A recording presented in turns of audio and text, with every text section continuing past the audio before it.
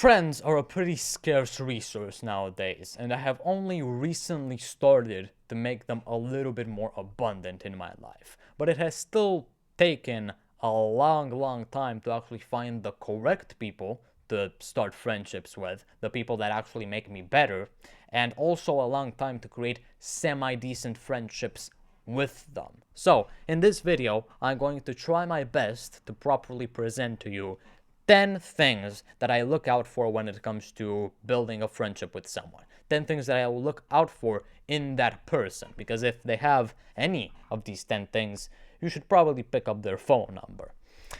The first thing that I would like to mention is similar values, not hobbies. For example, my best friend is really into computer science. Now, how can I say this? I'm a computer science troglodyte. I don't know too much about mathematics, biology, computer science, anything that really relates to numbers. It's not what I came out of the womb doing fantastically. What I did come out of the womb doing semi-well was public speaking, geography, history, psychology, philosophy. Maybe not straight out of the womb, but maybe like, I don't know, 80 years old, I liked speaking, whatever. You get the idea. The fact that we have completely different passions and hobbies does not really matter when it comes to our friendship, because our values are still pretty similar. Our values is that we still need, one of our values is that we still need to practice a lot at the things that we are inherently good at. I'm good at public speaking, I still need to practice public speaking. He's good at computer science, he still needs to learn some Python code. So, if we have some values in common, it's going to be a lot easier to cultivate an amazing friendship with one another. Our hobbies, yeah, maybe if we would have had similar hobbies, we would have had more subjects for conversation. But in my opinion, the discussions that you should be actually organizing with your friend should be more based on your philosophy, your plans, on the long term, not what you did last weekend. Of course, you can speak for speaking's sake, but if you want an actual good friend that is going to stay by your side until happily ever after, until the day you die, or they die, you actually need to talk about things that are a little bit more serious. Now, the second thing that I would like to mention is different defects. If I have a sweet tooth, if I like sugar, if I eat 100 grams of sugar a day, I don't create a friendship with another person that eats 200 grams of sugar a day. Because what happens when you surround yourself what happens when you're surrounded by other people that have the same defects as you? You start seeing the defect as not that bad. If the person that is one of your best friends and one of the biggest influences on your life is worse than you when it comes to something that is clearly not good in the first place about you, you're probably not going to change it, because you see the mere existence of that defect in them as a validation for you to keep that defect and not go through the journey of self-improvement to solve it within yourself. So, if you're really into sugar, go find a person that maybe one of their defects is I don't know, they don't do enough exercise, but they do not eat sugar, and you do a lot of exercise, but you do love sugar. So when you meet, you will both kind of cancel out each other's defects and infect each other's virtues on one another. You'll start eating less sugar, and they will start doing more exercise, because we resemble the people that we are with, that we create friendships with. And that's why it's so important to make friends that do not have the same defects as you. Same values, not the same defects. Polar opposite defects, polar opposite virtues and defects, and you get the point. It's a lot easier, in my opinion, to lose your defects than it is to lose your virtues, because virtue is something that is innate to the soul. Somebody detonated a grenade. Jesus, not a grenade, it's some petarda. you say in Romanian. So the third thing is sociability. If they're an antisocial, they're not going to be a really good friend. If they do not know how to, I don't know, respond to a text message in a way that is semi-entertaining and makes you feel a little bit better about the message that you're receiving, yeah, they're probably not going to be that good of a friend. If they're antisocial, what can you expect from them? You can watch my video on how to not be an antisocial if you still find and encounter this trait within yourself and want to get rid of it in order to be a better friend or a better person in general, because nobody likes an antisocial besides antisocials. But in the end of the day, we are all antisocials. The fourth thing is a long-term vision, ambition. You want a friend that is thinking about the future 24/7, not somebody that is completely engrossed in the present and indulging in anything that they can get their hands on. No way. You want someone that from an early age, or I'm 14, so and my friend is 14 as well. So from an early age is working on what they want to do in the future. They are learning. They are improving themselves. They are cutting out certain habits and implementing new ones. Every single second of every single day they are improving, as Alex Hormozy says. Even though I think that is kind of impossible. The fifth thing is honesty.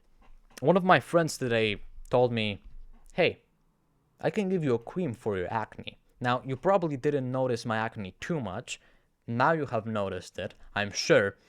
But I have never had someone actually say it to me. Just straight up on my face. And yeah, straight up in front of me, say it at my face. Is that how you say it? Yeah, say it to me at my face. It has never occurred to me that it was that bad, but it's noticeable, isn't it? So I should probably be taking better care of my skin health when it comes to the face. And just having someone to tell you that is life-changing within itself. An obese person, most people start losing weight because people call them fat, because they start being called fat and nobody's hiding their disdain for obesity from them anymore. You need someone to actually tell you what are the worst things about yourself, about you. You need somebody to tell you when you go wrong, what things you should improve, and what's wrong with you. If you do not have someone by your side that tells you what's wrong with you, well, most of the time, you're going to be blind to your own defects. Sixth thing is a little bit of playfulness. Now, one of my favorite things in a friend, in a person, is them being able to play like a child, to jump on a puddle, to climb a tree, to just have this little, probably because I'm a child as well, so I hope I don't lose this little spirit of jolliness in the future. I don't know. Playing with a branch. Just, for example, I had, once I was with a friend, not with a friend, I won't call this person a friend, in the park, and we were walking, and in front of him were coming up, in front of him, a couple of leaves were coming up, so they were probably going to hit his face, or he had to duck down in order to avoid them, whatever. And I actually did this and played around with, like, actually not having moving the leaves away in order for them to actually not hit his face. And they were so apathetic. They didn't even smile. They just... No, when a person tries to be playful back. When they're playing with a tree branch, grab another tree branch and have a Jedi fight, a lightsaber fight with them. When they're climbing a tree, start doing pull-ups on one of the branches. When they jump into a puddle, jump into an even bigger puddle. Do anything to maybe not even one-up them, but still kind of match the same energy and find someone that can do the same thing for you. And 7 and 8 are kind of tied to one another. pride in being your friend. You want to be proud of being their friend, and you want them to be proud of being your friend. When people see you together, both of your social statuses get elevated. They see you as an individual better because you're paired up with another individual. You need to have a really good synergy. You need to have a really good you need to be like a cocktail, just such a perfect combination that, I don't know, like water and lemon. Jesus, it's something that is even better when combined with something else, and that something else is even better when it is combined with that something. You want to be perfect together. And 8 is humility. So yeah, be proud of being their friend, and them being proud of being your friend and having you as a friend, and vice versa, all of that. And also humility, because if you are friends with somebody that constantly brags and only talks about themselves and just thinks only about themselves and doesn't ask you anything, that is probably not going to help with your mental state too much. And these are just the virtues in general. Discipline, when it comes like effort, because it is really hard to be a friend. You need to actually be there for a certain for the person that you're friends with. You need to do a lot in order to actually be a good friend, and that requires discipline. And the last thing that I would like to touch upon is emotional vulnerability. And I don't know why I put this one here, but oh yeah, I do know. Because if you do not have a friend that can actually consider you as part of their life, that can actually consider you as someone they can put their trust in and be sad when they're not next to, the relationship is not going to go as well.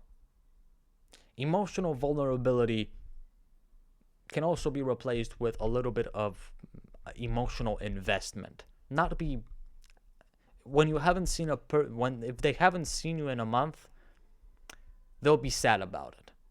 They'll write you a kind message. They will try to see you again. They won't cut you off just because. No, they will forever be on your side and be sad when they can't.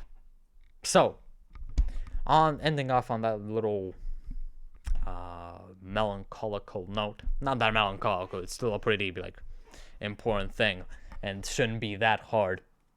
And these are the 10 things that you should be looking for: similar values, not similar hobbies, different defects, sociability, a long-term vision or ambition, honesty, playfulness, pride in being your friend, humility, discipline as an effort, and emotional vulnerability, or having the capability of investing some emotions into you. And if you have all 10 in your best friend, well, you just won the lottery. And if you have at least one, you should probably keep in touch with them. But maybe try to improve your friend, try to improve yourself, and if you want a little bit of an architecture on how to become the perfect friend or find the perfect friend, there you have it. Send this to someone you love, and I'll see you later.